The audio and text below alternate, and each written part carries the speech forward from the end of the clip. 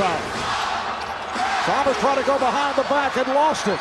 Oh, look out. Wade with a shove on Collison.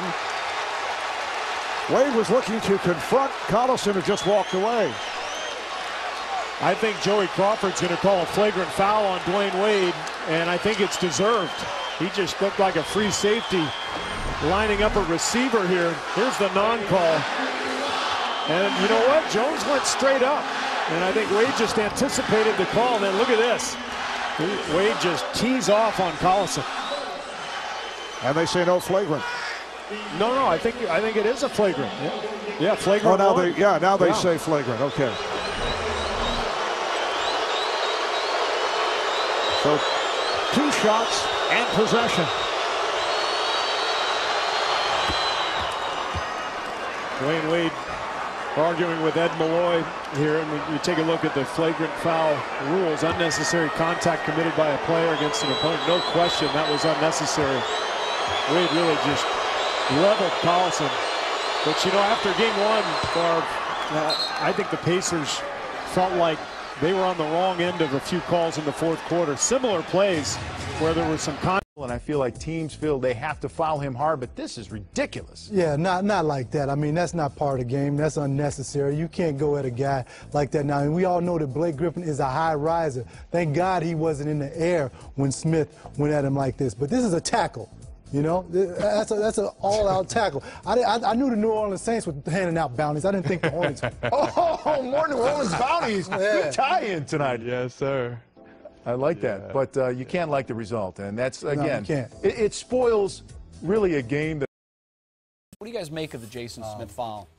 I think he should be suspended at least 10 games. 10 games? I'm serious. Wow. I'm going to tell you why I feel about it. I felt the same way about Andrew Bynum when he did that to J.J. Barea in the playoffs. Sanchez. No. I'm serious. I got a problem. It's not the foul itself. I got a problem with the phoniness about it.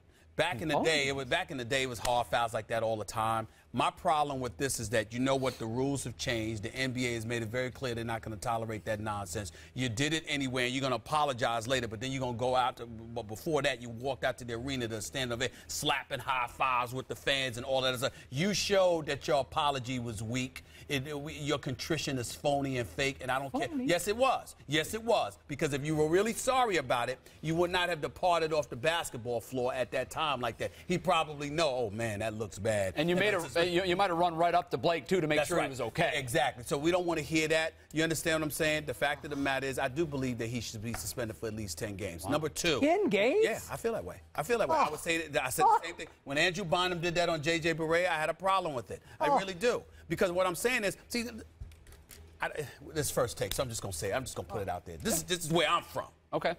You know, it's real easy to do that when you know guys are coming up and they're going to jump in between you, and you know you really don't have to answer for stuff like that. Did you notice? Let me educate. I'm in all seriousness, Skip. Let me educate you about something like this. The Patrick Ewings of the world that had the Oakleys and the Masons, that kind of stuff never happened to them. You understand what I'm saying? Michael Jordan was the kind of guy. I remember one time Jason Williams, the one that was ultimately incarcerated with the accidental shooting and all of that stuff. He did something to Michael Jordan. Michael Jordan was waiting outside for him. You understand? I mean, there's certain stuff that ain't going down like that. So it's all of these guys, you know, you can tell when guys get brave. You know, it's real easy to get brave when you know cats are going to come and jump in between y'all, and you really don't have to be accountable for that. If you were really brave, all right, you would do it when you know you don't have the protection, and you're going to have to stand up and fend for yourself.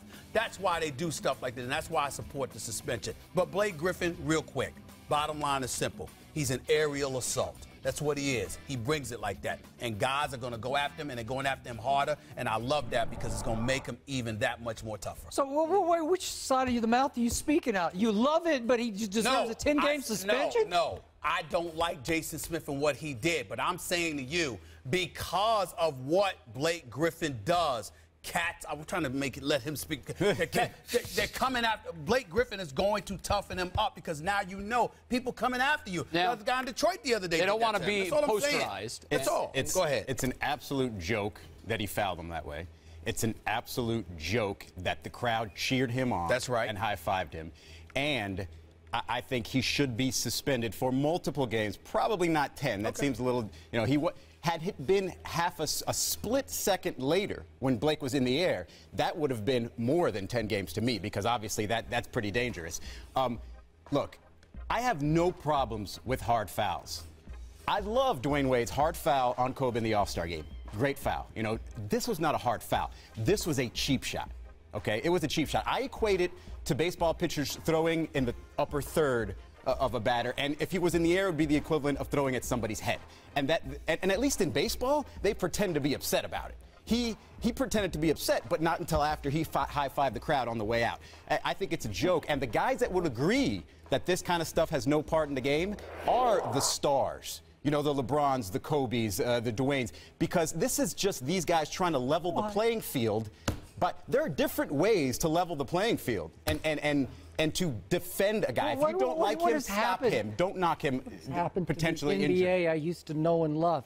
And to use it's been gone for a while, Skip. Oh, come on. It's been gone for a while. Oh, please. You know it's changed. No, not like this. It has changed. You know it's You changed. have become, to use your line, softer than cottonelle tissue. And you're about as soft as Charmin. I don't know how soft Charmin is. I don't use Charmin, but it's in that ballpark. And by the way, Dwyane Wade's foul, it was great in the All-Star game. It was a total cheap shot because it came at a time in the game when you don't do it. But let's stay here. Let's stay here. It was not a cheap shot. Okay. I liked what Jason Smith did. He gooned him, but that was what I would call a clean goon because he just ran into him. He just ran into him and stopped him from SportsCenter highlight play number 1 of the night. Night after night, I have to watch SportsCenter and see Blake Griffin, here it is, top play of the night. And by the way, the Clippers lost 95-88. I just get sick to death of it because that's not what You prefer that's not my priority. You prefer that highlight every No, if I'm a player, I'm not going to allow it anymore. And for somebody on this panel who actually watches college basketball, I watched just about every play of Blake Griffin's college basketball career. And repeatedly on the show, I said he is soft because in the Big 12, they gooned him every night. They did. Every game. It was just cheap shot after cheap shot. And I'd say, retaliate, take a stand, big brother, help him. He had his brother on his team, and nobody would rush to his defense. So finally, somebody had the wisdom, the veteran, just the experience to say, you know what, we got to stop this because I haven't ever seen him retaliate before.